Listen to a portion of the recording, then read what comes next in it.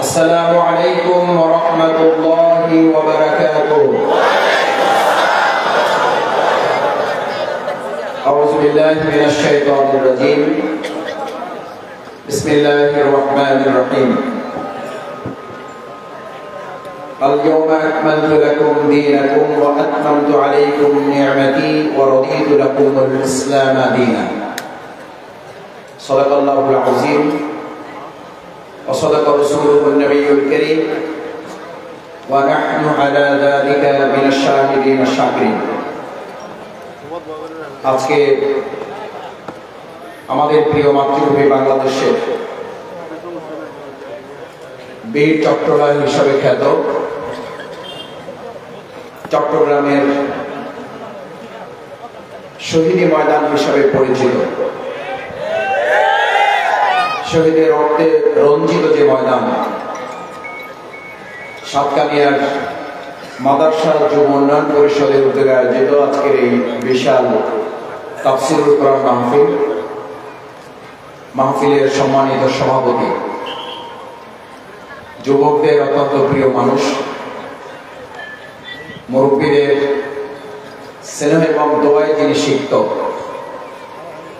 সাতকানিয়ার এই মাদ্রাসা যুব উন্নয়ন পরিষদকে যিনি তার চিন্তা, পরিকল্পনা, দৃষ্টিভঙ্গি দিয়ে এরকম কোরআন এবং ইসলামের আহ্বান মানুষের কাছে পৌঁছে দিয়ে প্রিয় নবী মুহাম্মদ রাসূলুল্লাহ সাল্লাল্লাহু আলাইহি ওয়াসাল্লাম যেভাবে শান্তিপূর্ণ একটা সমাজ নির্মাণের চেষ্টা করেছেন, সেই লক্ষ্যে মাদ্রাসা যুব উন্নয়ন পরিষদের সংগ্রামী সভাপতি, ঢাকাস্থ চট্টগ্রাম ব্যবসায়ী কল্যাণ সমিতির প্রিয় নেতা, আপনাদের প্রিয় মানুষ, আমার প্রিয় ভাই জনাব মোহাম্মদ জাফর আহমদ আজকে এই অনুষ্ঠানের প্রধান অতিথির বক্তব্য রেখেছেন আমাদের অত্যন্ত শ্রদ্ধাভাজন বাংলাদেশের অন্তর্বর্তীকালীন সরকারের সম্মানিত ধর্ম বিষয়ক উপদেষ্টা, বিশিষ্ট আলেমদ্বীন, চিন্তাবিদ, একটি সুন্দর বাংলাদেশ গড়ার অন্যতম রূপকার হিসাবে যিনি ইতিমধ্যে মুসলমানদের অন্তরে জায়গা করে নিয়েছেন, আমাদের শ্রদ্ধাভাজন জনাব ডক্টর আফামা খালিদ হোসেন,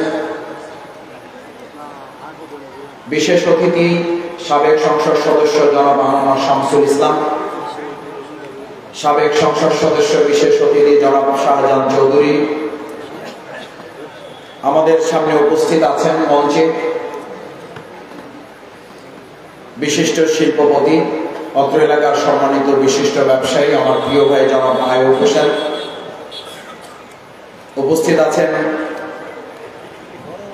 ইসলামী আন্দোলনের সম্মানিত ছাত্র এবং মুরব্বী আন্দোলনের সংগ্রামী নেতৃবৃন্দ, বাংলাদেশ জামাত ইসলামী, ইসলামী ছাত্র শিবিরের বিভিন্ন পর্যায়ের নেতৃবৃন্দ, ওলামায়ে কেরাম, শিক্ষক মণ্ডলী, শ্রদ্ধাভাজন সুধী মণ্ডলী, বাংলাদেশের 2024-এর জুলাই আগস্টের গণ অভ্যুত্থানের অন্যতম রূপকার তরুণ যুবক ভাইরা, পর্দার আড়ালে আমাদের কষ্ট করে যারা এই আয়োজনে সম্পৃক্ত হয়েছেন, হযরত খাদিজাতুল কুবরা রাদিয়াল্লাহু তাআলা আনহা, হযরত ফাতিমাতুজ জোহরা রাদিয়াল্লাহু তাআলা আনহা, হযরত সুমাইয়া রাদিয়াল্লাহু তাআলা আনহার উত্তরসূরি আমার সম্মানিত মা এবং বোনেরা, সবাইকে আমার অন্তঃস্থল থেকে সাংবাদিক বন্ধুগণ সহ আইন শৃঙ্খলায় নিয়োজিত সম্মানিত সদস্যবৃন্দ, সবাইকে আর একবার শ্রদ্ধার সাথে অন্তঃস্থল থেকে সবাইকে সালাম জানাচ্ছি।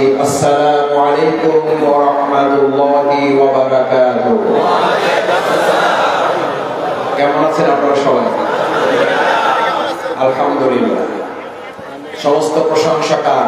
আল্লাহ। বিগত 17 বছর সব প্রশংসা হয়েছে কার? আল্লাহ। আল্লাহ না ব্যক্তি? আল্লাহ না ব্যক্তি? আজ সমস্ত প্রশংসা কার? আল্লাহ। সুতরাং আমরা আস্তে বলবো, সুতরাং সমস্ত প্রশংসা এতদিন 17 বছর ব্যক্তির হয়েছে, এই সুযোগ আমরা সব সময় সমানভাবে 17 বছর আমাদেরকে করতে দেওয়া হয় নাই। আজ আমরা এটার প্রতিশোধ নিতে চাই। আজ সাতকানিয়ার এই রক্তাক্ত ময়দান থেকে সমস্ত প্রশংসার যিনি মালিক, সে আল্লাহর দরবারে আমরা অন্তরস্থল থেকে সিজদা অবনত চিত্তে মস্তক অবনত করে, তরুণ যুবকেরা, বৃদ্ধরা যুবক হয়ে, আমাদের মায়েরা বোনেরা, হযরত খাদিজাতুল কুবরা, হযরত আয়েশা সিদ্দিকা রাদিয়াল্লাহু তাআলা আনহা, তাদের উত্তরসূরি হিসাবে হৃদয়ের সবটুকু আবেগ এবং ভালোবাসা উজাড় করে আমরা আরেকবার আল্লাহর দরবারে শুকরিয়া আদায় করতে চাই। আলহামদুলিল্লাহ।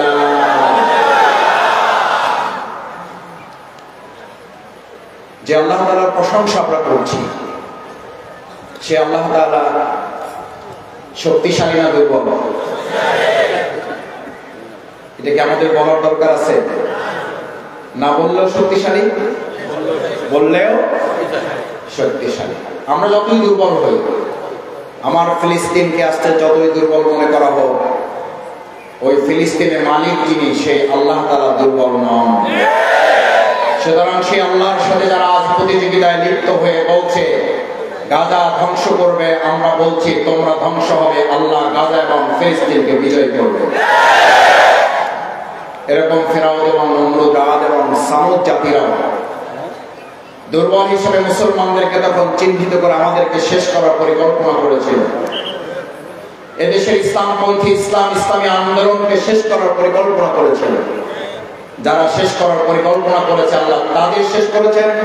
যাদের শেষ করার পরিকল্পনা করেছে, আল্লাহ তাদেরকে বাংলাদেশ এখন বিজয় করেছেন। এই বিজয়ের ধারা এখান থেকে শুরু হয় নাই, বিজয়ের ধারা ফিলিস্তিন থেকে শুরু হয়েছে। ফিলিস্তিনের মাধ্যমে বিজয়কে পরিপূর্ণ করা হবে। আমাদের ফিলিস্তিনের শিশুদের রক্ত ঝরানো হচ্ছে, আমাদের ভাইদের রক্ত ঝরানো হচ্ছে, আমাদের মা আমাদের বোনদের রক্ত ঝরানো হচ্ছে। ফিলিস্তিন গাজাকে যারা ধ্বংস করার পরিকল্পনা করছে, আমরা তাদের একটা পরিষ্কার বার্তা দিতে চাই। তোমাদের মিসাইল আছে, তোমাদের কামান আছে, তোমাদের গোলাবারুদ আছে, তোমাদের পরমাণু শক্তি আছে, আর আমাদের 3টা শক্তি আছে। কয়টা? কয়টা? দেখি কয়টা? 3টা। আমাদের আল্লাহর দ্বীন কায়েমের জন্য, দ্বীন বিজয়ের জন্য যখন রাজপথে আল্লাহর দ্বীনের কোন বান্দা বান্দি রক্ত ঝরায়, ওই রক্ত এতটা শক্তিশালী হয়, পৃথিবীর সমস্ত পরমাণু শক্তিকে মোকাবেলা করে ওই শক্তির ধারাকে আল্লাহ বিজয় করবে। এই রক্ত যতদিন আমাদের আছে, পৃথিবীর কোন পরমাণু শক্তির কাছে মুসলমানরা মাথা নত করে নাই, করছে না, মাথা নত আমরা করবো না।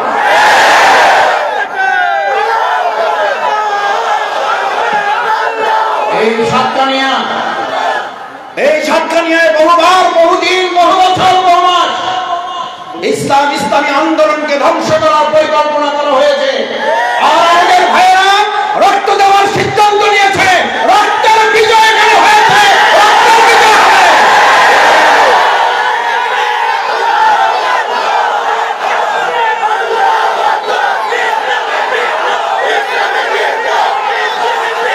আমাদের 1 নম্বর শক্তি হচ্ছে রক্ত। তোমরা মিসাইল নিক্ষেপ করবা, আর আমরা ইমানের জীবনের সমস্ত রক্ত ঢেলে দিয়ে তোমাদের প্রত্যেকটা কামান, মিসাইল, গোলা বারুদের জবাব আমরা একটা একটা করে দেব। তোমাদের কামান, গোলা বারুদ শেষ হবে, আমাদের রক্ত শেষ হবে না। আমাদের রক্তের যাত্রা শুরু হয়েছে, জান্নাতে যাওয়ার মধ্য দিয়ে এটা সমাপ্তি। তোমরা মৃত্যু দেখতে পালিয়ে বেড়াও, আর আমরা মৃত্যুর জন্য বাসর রাতের মতো অবাতুর থাকি। তোমরা গদিকে পছন্দ করো, আর আমরা শাহাদাতকে পছন্দ করি। তাদেরকে ভয় দেখাও। গাজা ধ্বংস শুরু করেছো না, ফিলিস্তিন ধ্বংস শুরু করেছো না, তোমরা তোমাদের কপাল পোড়া শুরু করেছো। গাজা আগুন লাগাও নাই, তোমরা তোমাদের কপালে আগুন লাগিয়েছো। ইনশাআল্লাহ ফিলিস্তিন মুক্ত হবে। আল আকসায় আমরা নেতৃত্ব দেব, শুধু আল আকসায় নেতৃত্ব দেব না, আল আকসার মাধ্যমে গোটা পৃথিবীতে ইসলাম নেতৃত্ব দেবে। তরুণেরা, আমার যুবকেরা, তোমরা 2024 সালের জুলাই আগস্টে শুধুমাত্র বাংলাদেশ স্বাধীন করার কারিগর রূপকার নও, তোমরা সেই খালিদ বিন ওয়ালিদের উত্তরসূরি যারা গোটা পৃথিবীর আগামীদের নেতৃত্ব দেওয়ার কারিগর। আল্লাহ সুবহানাহু ওয়া তাআলা সেজন্য আমাদের প্রথম রক্তের এই মার্কা দিয়ে শক্তির মাধ্যমে রাসূল করিম সাল্লাল্লাহু আলাইহি ওয়াসাল্লাম এই রক্তের মাধ্যমে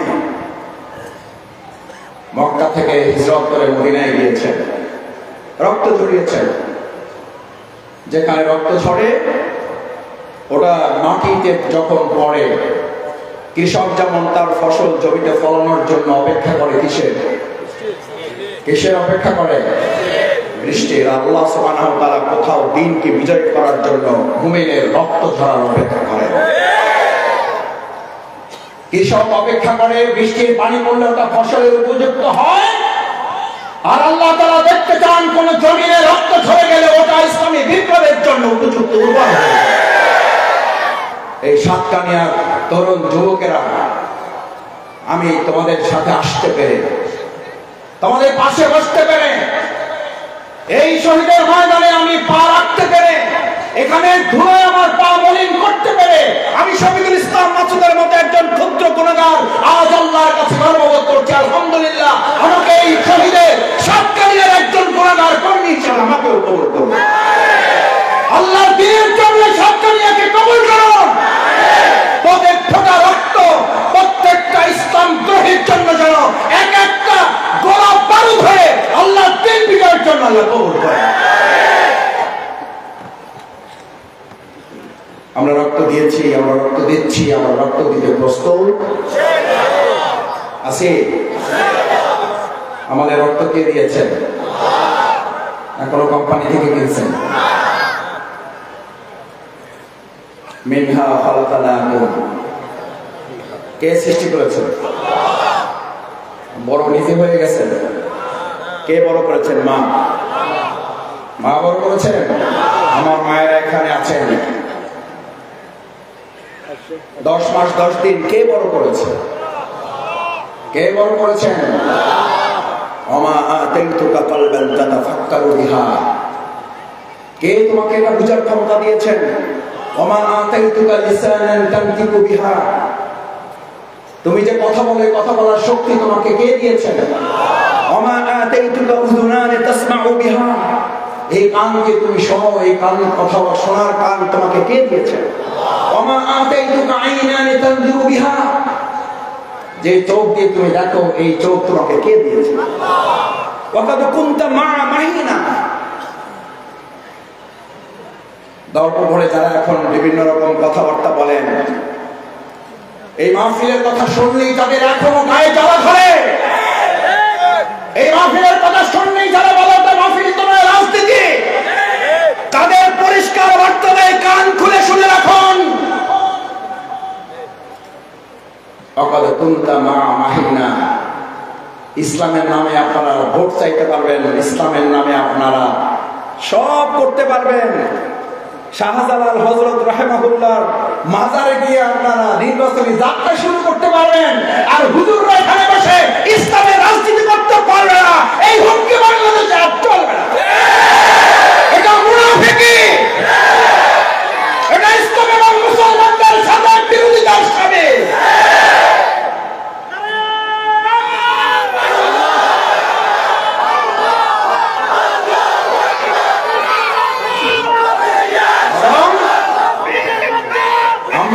পরিষ্কার কথা, ভালো করে শোনেন, আমরা কারো শত্রু নয়।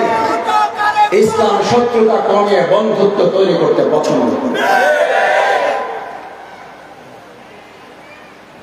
হুজুরদেরকে ঠিক করে দিবেন, এইটা বলবেন না, এটা বলবেন না, ইমামদেরকে আপনারা বলবেন ইমামরা শুধু নামাজ পড়াবে আর কথা বলবেন না, সেই ইমামের যুগ শেষ হয়ে গেছে। এখন মসজিদে নববীর যুগ। মসজিদে নববী থেকে ইমামের দায়িত্ব পালন হবে, মসজিদে নববী থেকে রাসূলের রাষ্ট্রপতি পরিচালনার সুন্নাহ পালন ইসলাম।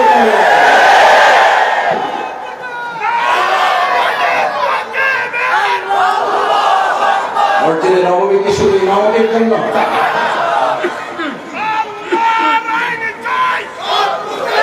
মসজিদে নববী কি শুধু নামাজ পরিচালনার জন্য? কিসের জন্য? রাষ্ট্র পরিচালনা। আর আজ আমাদেরকে কথা শুনতে হয়, মসজিদ ইমামেরা সব বলতে পারবেন, ভোট চাইতে পারবেন না। মসজিদ ইমামেরা বরং ভোট কাকে দেওয়া যাবে আর কাকে দেওয়া যাবে না এই দেশের মানুষকে সচেতন করার দায়িত্ব ইমামগণ পালন করবে।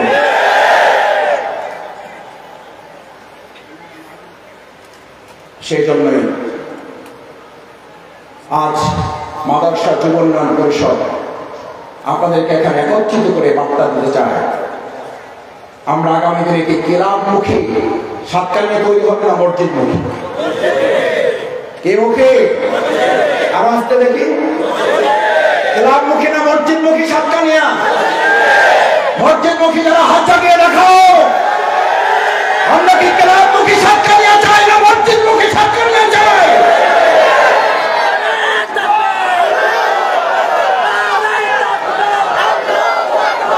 ভাইরা, আমার বোনেরা, আমার মায়েরা, আমার পর্দার মা বোনেরা, আমার মাইকের আওয়াজ যারা শুনছেন, মসজিদে গেলে কি অশান্তি লাগে না শান্তি লাগে? এখানে কি লাগতেছে? মারামারি রক্তারক্তি আছে, স্টেজে ঠেলাঠেলি আছে। বাংলাদেশে এরকম মঞ্চ ঠেলাঠেলি আছে না নাই? এই 8 মাসে নিজেদের ঠেলাঠেলিতে 17 জন মারা গেছে, এই কথা আমার নাম রিপোর্টে। শান্তি তাদের নাই কেন? 17 জন মারা যায় কেন? কে মেরেছে? কেন মারছে আমরা আমাদেরকে? কারণ আমরা এমন মঞ্চ, এমন জলসা, এমন সভা সমাবেশে বাংলাদেশে দেখতে পাই 3 ঘন্টা, 4 ঘন্টা, 5 ঘন্টা সেখানে মুসলমানদের প্রোগ্রাম হয়, অথচ একবার আল্লাহ রাসূল সাল্লাল্লাহু আলাইহি ওয়াসাল্লামের প্রশংসা দুরূদ পেশ করা হয় না। ওটা কোনো শান্তির প্রোগ্রাম নয়, এটা ইবলিসের প্রোগ্রামে পরিণত হয়ে যায়, যার কারণে ইবলিস ঢুকে গিয়ে মানুষকে ইবলিসে পরিণত করে দেয়। সেজন্য আল্লাহ তাআলা বলেন বিসমিল্লাহির রহমানির রহিম, তুমি আশ্রয় চাও শুধু মানুষদের থেকে না। قل أعوذ بسم الله الرحمن الرحيم قل أعوذ برب الناس ملك الناس إله الناس من شر الوسواس الخناس الذي يوسوس في صدور الناس মিনাল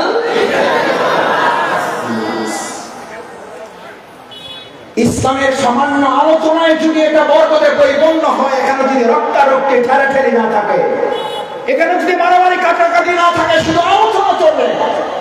আর ইসলাম যদি আমার দেশে কার্যকর ভূমিকা পালন করে, তাহলে রক্তারক্তি বন্ধ হবে না? হবে না? এই মারামারি বন্ধ হবে না? হবে না? যারা এই রক্তারক্তি মারামারি বন্ধ করতে চায় না, তারা ইসলাম চায় না। যারা রক্তারক্তি মারামারি করে নিজেদের মধ্যে নিজেরা কন্দল লাগিয়ে নিজের স্বার্থ উদ্ধার করতে চায়, তারা ইসলামের নামে রাজনীতি করা পছন্দ করে না।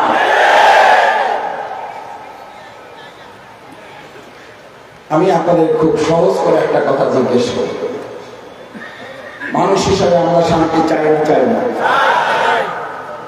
মানুষ হিসাবে বলছে, হিন্দু হিসাবে, বৌদ্ধ হিসাবে, ধর্ম হিসাবে, মুসলিম হিসাবে না, কি হিসাবে? মানুষ হিসাবে।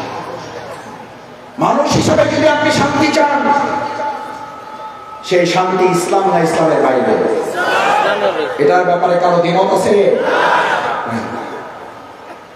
কিন্তু আমাদের দুর্ভাগ্য, আমরা শান্তি চাই না, কিন্তু ইসলাম চাই।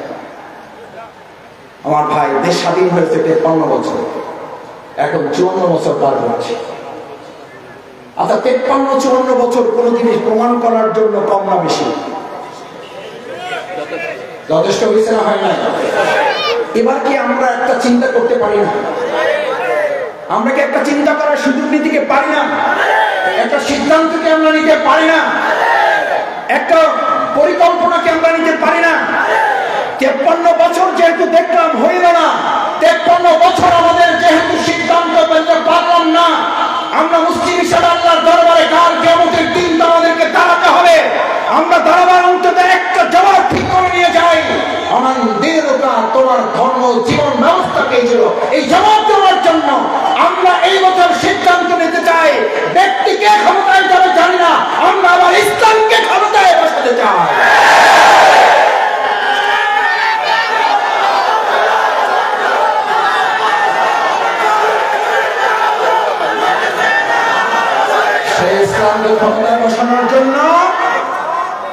সেই ইসলামকে ক্ষমতায় বসানোর জন্য যদি আপনাদের প্রিয় ভাই জাফর আহমেদ কাজ করতে চায়, এই জাফর আহমেদ যদি ইসলামের প্রতিনিধিত্ব করতে চায়, এই জাফর আহমেদ যদি ইসলামের একজন সেবক হিসেবে খাদেম হিসেবে কাজ করতে চায়, তাহলে এই জাফরের নেতৃত্ব আমরা আমাদের এই প্রিয় এলাকাকে ইসলামের এলাকা হিসেবে গড়তে রাজি আছি সবাই। আমরা ব্যক্তিকে ক্ষমতায় নেব না, আমরা ক্ষমতায় নেব, ক্ষমতায় নেব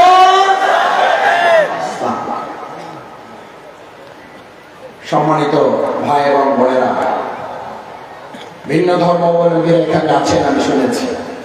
মাইকের আওয়াজ থেকে যারা শুনছেন, প্রিয় নবী মুহাম্মদ রাসূলুল্লাহ সাল্লাল্লাহু আলাইহি ওয়াসাল্লাম ইসলামকে বিজয় করার পর সেখানকার ভিন্ন ধর্মাবলম্বীদেরকে বলা হয়েছিল, হয় তোমরা কর জিজিয়া ট্যাক্স দিয়ে এখানে থাকো, না হলে তোমরা বেরিয়ে যাও।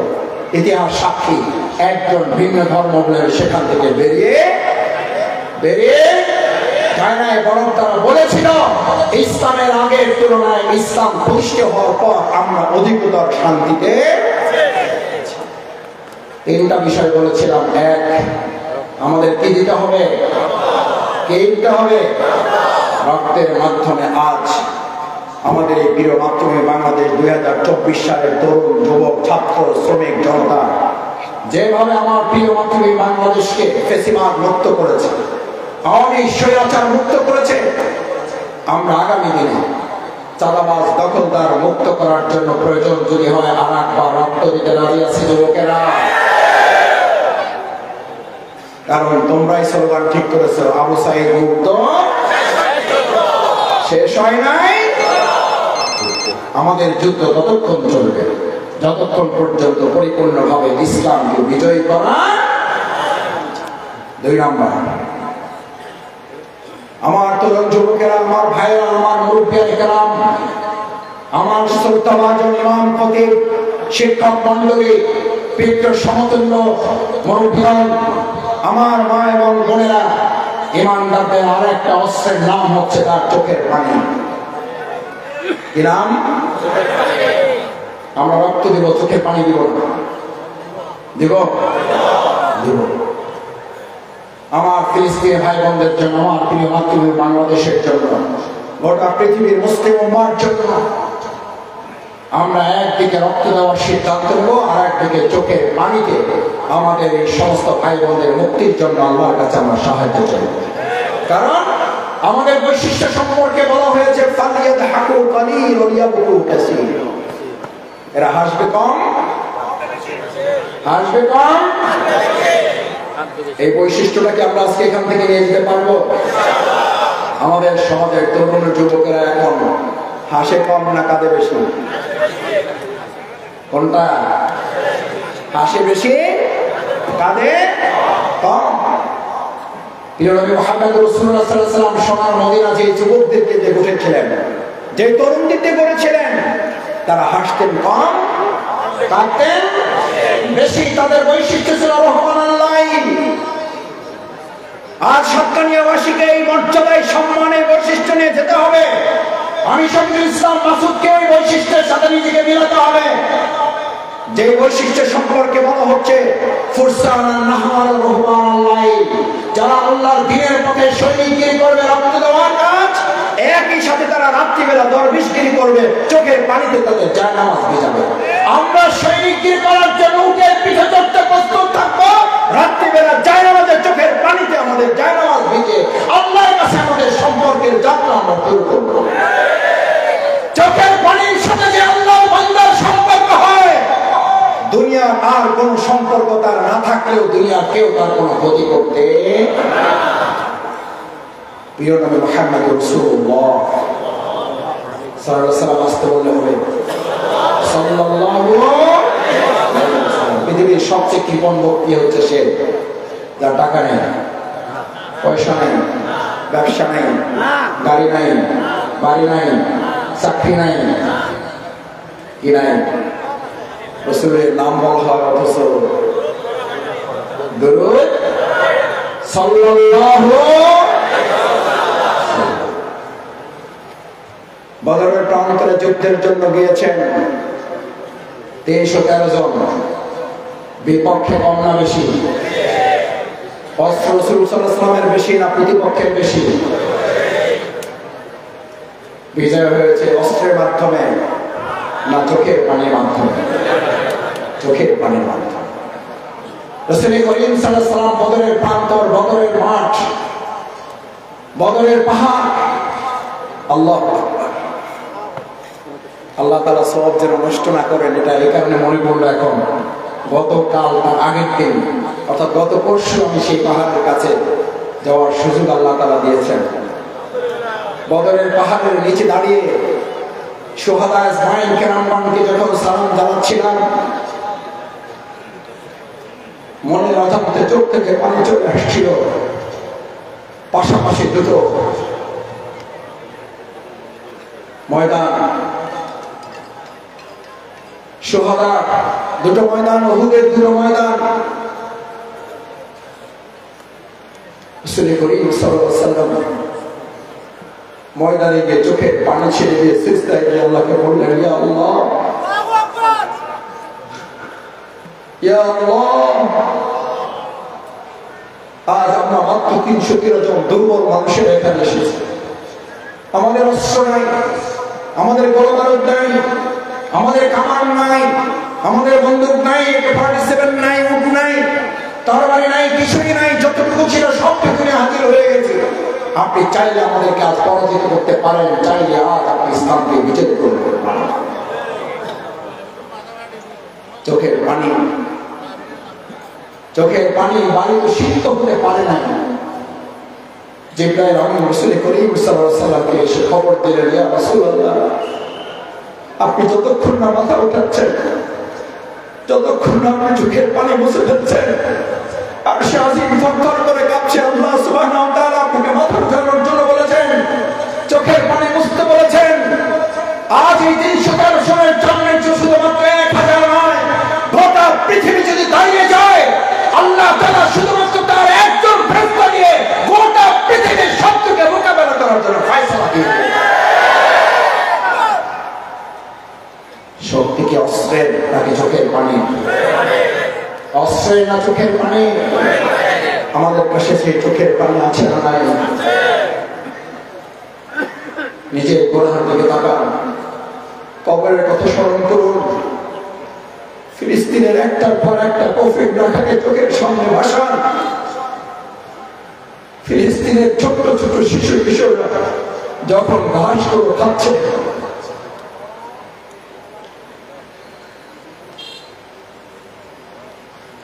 ছোট্ট বাচ্চা যখন তার খাবারটা একজন সাংবাদিককে দিচ্ছে, কারণ সেও মনে করছে এই সাংবাদিকটাও তার মতো ক্ষুধার্ত। আল্লাহ আমাদের ফিলিস্তিনের ভাই বোনদেরকে আপনি রক্ষা করুন। আল্লাহ আপনি আবার আরেকবার আবাবিল পাঠান, আমাদের আকসাকে আপনি হেফাজত করুন। আমাদের চোখের পানির শক্তি কামায়ের শক্তির চেয়ে 100 কোটি গুণ বৃদ্ধি করে দিন। তাহলে আমরা রক্ত দিতে চাই, আমরা সাথে চোখের পানি দিতে চাই। যুবকেরা, তোমার চোখের পানির মূল্য তুমি বোঝো। তোমার চোখের পানি যখন চোখ থেকে বের হয়ে গাল পর্যন্ত এসে পৌঁছে যায়, গাল পর্যন্ত এসে পৌঁছে যায়, গালে যখন তুমি উষ্ণতা অনুভব করো, আল্লাহ তাআলা ফেরেশতাদেরকে জিজ্ঞেস করে, আমার এই গোলাম, আমার এই বান্দা, আমার এই বান্দি পৃথিবীর কোন লোভে, কোন ভয়ে, কোন শোকে, কোন কষ্টে, কোন দুঃখে চোখের পানি ফেলছে জানতে চাও? ফেরেশতা বলেন, ইয়া আল্লাহ, দুনিয়ার কোনো চাওয়া পাওয়ার জন্য না, দুনিয়ার কোনো ভয় নয়, দুনিয়ার কোনো লোভে নয়, শুধুমাত্র আপনার সন্তুষ্টির জন্য সে চোখের পানি ফেলেছে। আল্লাহ বলেন, ওকে জানতে চাও ও কি চায়, ও যা চাইবে আমি আল্লাহ তাকে তার চেয়ে কয়েক গুণ বেশি দেব। আমার ভাইরা, সেই চোখের পানির শক্তি আমাদের এই প্রিয় মাতৃভূমি বাংলাদেশকে যারা কবুল করেন সবাই বলুন আমিন। সম্মানিত ভাই এবং বোনেরা, আমার প্রিয় মাতৃভূমি বাংলাদেশে এই রক্ত এবং এই চোখের পানির সাথে আমাদের কয়টা জিনিসের কথা বলেছি? আর একটা জিনিস আমাদেরকে দিতে হবে। কি দিতে হবে বলেন? আমরা রক্ত দিচ্ছি, আমরা চোখের পানি দিচ্ছি, এবার কি দিতে চাই? কি দিতে চাই? ঘাম। কি দিতে চাই? কয়টা? একটু জোরে বলেন আমার সাথে। প্রথমে, দ্বিতীয়, তৃতীয় ঘাম দিতে চাই। রাসূল করিম সাল্লাল্লাহু আলাইহি ওয়াসাল্লাম আল্লাহর দ্বীনের দাওয়াত পৌঁছাতে গিয়ে ঘর্মাক্ত হয়েছেন না হন না? শরীরের ঘাম যখন ধরে, আপনার শরীরে ঘাম যখন মাথা থেকে শরীর থেকে পা থেকে জমিনে পড়ে যায়, কৃষক যখন ফসল ফলায়, আগাছা দমন করতে চায়, আগাছা নির্মূল করতে চায়, ফসল ফলাতে চায়, ফসলকে উর্বর করতে চায়, তখন সেখানে তিনটা জিনিসের দরকার হয়। কয়টা? ওষুধ দিতে হয় না, হয় না? সার দিতে হয় না, হয় না? ওষুধ দিতে হয়, সার দিতে হয়, পানি দিতে হয়। কয়টা লাগে? সার, ওষুধ এবং পানির পরে ওই জমিনটা যেমন ফসলের জন্য উর্বর হয়ে যায়। আজ এই সাতকানিয়া সহ ৫৬,০০০ প্রিয় মাতৃভূমি বাংলাদেশের এই জমিন আমরা রক্ত দেব সারের মতো, আমরা চোখের পানি দেব পানির মতো, আমরা রক্ত দেব, সার দেব, আমাদের এই কীটনাশক দেব, আমরা আমাদের সমস্ত কীট পতঙ্গ মুক্ত করে, আগাছা মুক্ত করে, ফসলের জন্য জমিকে যেমন উর্বর করে, ইসলামের জন্য জমিকে উর্বর করতে রক্ত দেব, ঘাম দেব, চোখের পানি দিয়ে ইসলামের জন্য বাংলাদেশকে উর্বর করব।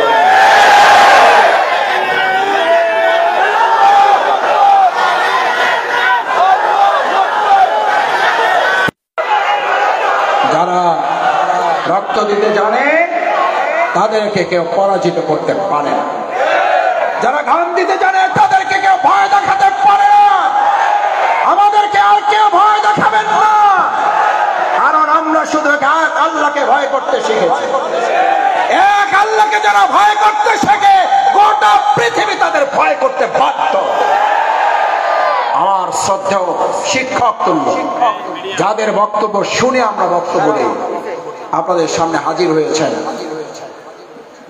প্রিয় মাতৃভূমি শুধু বাংলাদেশ নয়, আল্লাহ মাফ করুন, তার সামনে বলা যথার্থ নয়, তারপরও শুধু আপনাদের জন্য বলছি। গোটা পৃথিবীর ইসলামী বিপ্লবের জন্য যিনি বিগত ১৬-১৭ বছর এই ফ্যাসিস্টদের হৃদয়ে কাঁপন ধরিয়েছেন, আধিপত্যবাদের বিরুদ্ধে যিনি প্রথম মাথা উঁচু করে কথা বলেছেন, মুফতি কাজী ইব্রাহিম দাহমাত বারাকাতুহু, আল্লাহ তাকে হায়াতে তয়্যিবা দান করুন। তার এক বক্তব্য আধিপত্যবাদের রাজ সিংহাসন কেঁপে উঠেছিল। ভারতীয় দালাল রাজাকাররা সেদিন কলিজা ছিঁড়ে ওরা পালাবার রাস্তা খুঁজেছিল। আমি সারা রাত ধরে ওনার সেই লাইভ শুনেছি। আমি আল্লাহর কাছে বলেছিলাম, আল্লাহ, এরকম মুরব্বীরা আমাদের যতদিন থাকবে বাংলাদেশে ইসলাম নিয়ে কেউ তাল বাহানা করতে পারবে না, তাল বাহানা সহ্য করা হবে না, ইসলাম নিয়ে আর কাউকে কথা বলতে দেওয়া হবে না। ইসলাম নিয়ে কটাক্ষ করলে তার অস্তিত্ব এই দেশের মুসলিমরা গোটা মানবতা বিলীন করে দেয়। কারণ আমাদের শ্রদ্ধা ওলামায়ে কেরামগণ শুধু মুসলিম উম্মার সম্পদ নয়, আমাদের শ্রদ্ধা ওলামায়ে কেরামগণ এই বাংলাদেশের গোটা মানব জাতির সম্পদ। তাদের নিয়ে তুচ্ছ তাচ্ছিল্য কিংবা তাদেরকে খেয়াল প্রতিপন্ন করে বাংলাদেশে আর কেউ রাষ্ট্র পরিচালনা করতে পারবেন না। এই সুযোগ কি আপনারা আমরা কেউ দিব? আলেমদেরকে হায় প্রতিপন্ন করে একদল দেশ ছাড়া হয়েছে। আমরা আরেকবার পরের এই দৃশ্য আর বাংলাদেশে দেখতে চাই না। কেউ আবার দেশ ছাড়া হন। আমাদের তরুণেরা যুবকেরা তো দেশ ত্যাগ করতে বলেন। আপনারা দেশ ত্যাগ করতে বলেছেন? আপনারা কি বলছিলেন? পদত্যাগ চাইছে। আপনারা চাইছিলেন পদত্যাগ, তারা করছে দেশ ত্যাগ। এটা আল্লাহর ফায়সালা এবং এটা আলেমদের সাথে বিরোধিতা নির্মম উপহাসের যত দুনিয়ার বড় শাস্তি। ভবিষ্যতে আলেমদের সাথে আবার যদি কেউ বেয়াদবি করেন, শুধুমাত্র দেশ ত্যাগ কিংবা পদত্যাগ নয়, তার চেয়ে করুণ পরিণতির অপেক্ষা করতে হয়। সুতরাং আলেমরা মসজিদে কি বলবেন, আলেমরা ওয়াজ মাহফিলের মাঠে স্টেজে কি বলবেন, সেই গাইডলাইন যেন ইসলাম বিহীন কোন নেতার কাছ থেকে আমাদের আর শুনতে না হয়। এটা শুধু বাড়াবাড়ি নয়, এটা শুধু আদবের খেলাফ নয়, এটা ইসলামের সাথে রীতিমতো বেয়াদবি করার শামিল। এটা আলেমদের প্রতি তুচ্ছ তাচ্ছিল্য করার শামিল। আমার সম্মানিত ভাইরা, যেহেতু শ্রদ্ধেয় আলেমে দ্বীন আজকের এই প্রোগ্রামের আমাদের সম্মানিত অন্যতম অতিথি শ্রদ্ধাভাজন মুফতি কাজী ইব্রাহিম হাফেজাহুল্লাহ আমাদের মাঝে এসেছেন। আমি শেষ কথা বলে আমার বক্তব্য ইতি টানতে চাই। আমরা যারা আজ এখানে উপস্থিত হয়েছি, এটা ভালোভাবে মাথায় রাখতে হবে, আগামী দিনের সমাজ এবং রাষ্ট্র পরিচালনার সমস্ত মতবাদ ইতিমধ্যে মানুষের কাছে ভুল প্রমাণিত হয়েছে না হয়নি। এটাকে আমরা করেছি না, আল্লাহর ফায়সালা আছে। ওয়ামান আ'রাদা আন যিকরি ফাইন্না লাহু মাঈশাতান দানকা। আমার জিকির, আমার কোরআন, আমার আইন, আমার বিধান, এটাকে উপেক্ষা করো। ওয়ামান আ'রাদা আন যিকরি ফাইন্না লাহু মাঈশাতান দানকা। আমি তোমাদের জীবনকে সংকীর্ণ করে দেব। আমরা কি সংকীর্ণ জীবন চাই না বিস্তীর্ণ জীবন চাই? আমরা কি সংকীর্ণ জীবন চাই না মুক্ত জীবন চাই? মুক্ত জীবনকে মানুষের তৈরি করা মতবাদ দিতে পারে না, ইসলাম দিতে পারে। তরুণ যুবকেরা, বৃদ্ধরা একসাথে চলে বলো, সেই বিধানের নাম কি? সেই বিধানের নাম কি? আগামীর দিন ইসলামের না অন্য কোন মতবাদ? আপনি ওই ইসলামের সাথে থাকলে ইসলাম জিতবে, আপনি না থাকলে ইসলাম জিতবে। আজ এই সাতকানিয়ার মানুষদেরকে বলে যাই, তোমরা কি বিজয়ের সাথে নাকি পরাজিতদের সাথে? ইসলামের পক্ষে যারা, আল্লাহর কাছে হাত তুলে দেখাও, আমরা ইসলামের বিজয়ের পক্ষে।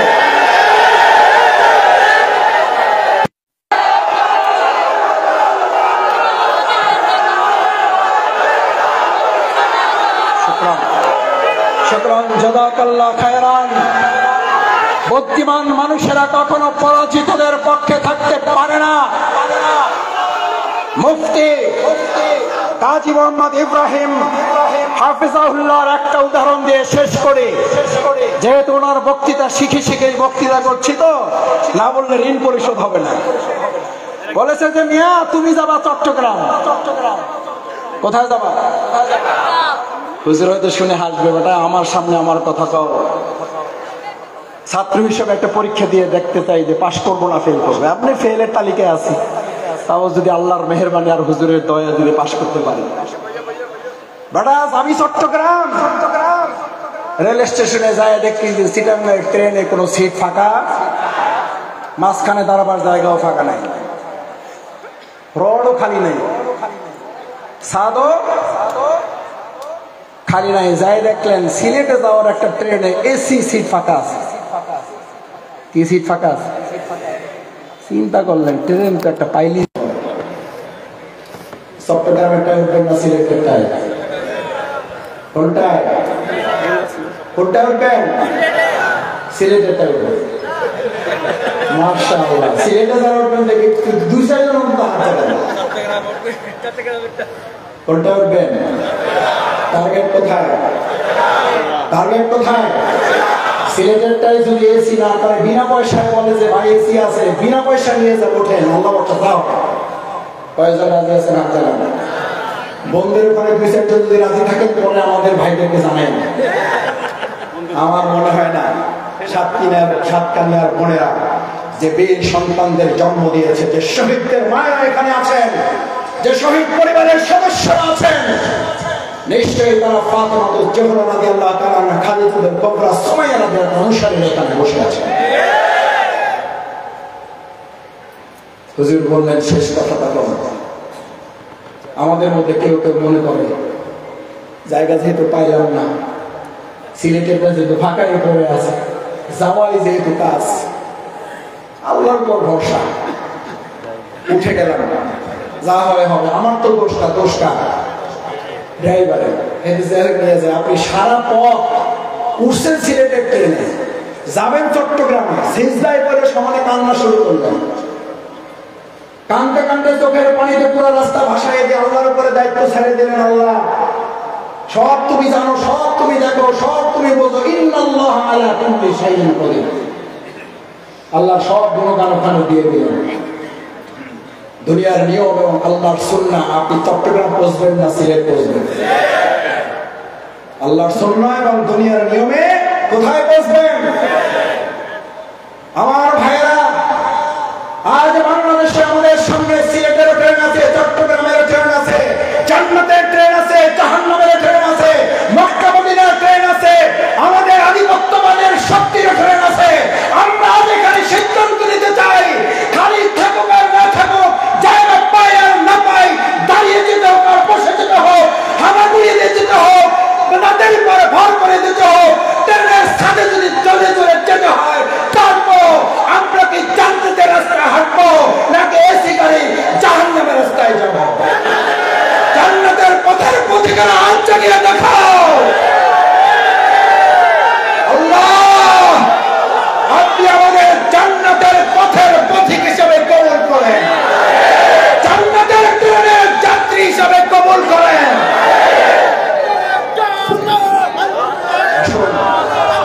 সম্মানিত ভাই এবং বোনেরা, আজ এই ইসলামী জলসার মাধ্যমে আমরা আল্লাহর কাছে নিজেদেরকে জান্নাতের পথের পথিক হিসাবে এখান থেকে সিদ্ধান্ত নিয়ে যদি যেতে পারি, অন্তত আল্লাহ তাআলা দয়া করে আমাদের জীবনের গুনাহগুলো মাফ করে, দয়া করে, মেহেরবানি করে জান্নাতের পথের পথিক হিসাবে আমাদের ভাই এবং বোনদের সবাইকে কবুল করেন। অন্তর থেকে সকলে বলুন আমিন। سبحانك اللهم وبحمدك أشهد أن لا إله إلا أنت أستغفرك وأتوب إليك. السلام عليكم ورحمة الله وبركاته.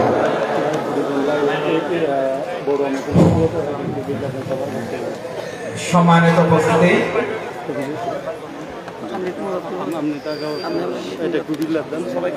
আমাদের মাহফিল কমিটির পক্ষ থেকে একটি বিশেষ ঘোষণা। আজকে আমাদের এই মাহফিলে যে মাওলানা শামসুল ইসলাম ভাই, আমার সাথে ওনার কথা হয়েছে, আপনারা জানেন উনি শারীরিকভাবে বেশ অসুস্থ। আল্লাহ তাআলা মেহেরবানি করে ওনাকে হায়াতে তাইয়্যিবা এবং শারীরিক সেহাত দান করুন। আপনাদের সবাইকে সালাম জানিয়েছেন, দোয়া চেয়েছেন এবং শারীরিক কারণে আসতে পারেন নাই, আপনাদেরকে সালাম এবং দোয়ার মাধ্যমে আল্লাহ তাআলা যেন এই শূন্যতা পূরণ করে দেন। আমাদের প্রথম বক্তাকে একটু ওয়েট করার জন্য অনুরোধ করা হচ্ছে, যেহেতু আমাদের এই মঞ্চে 2 জন অন্য ধর্মাবলম্বী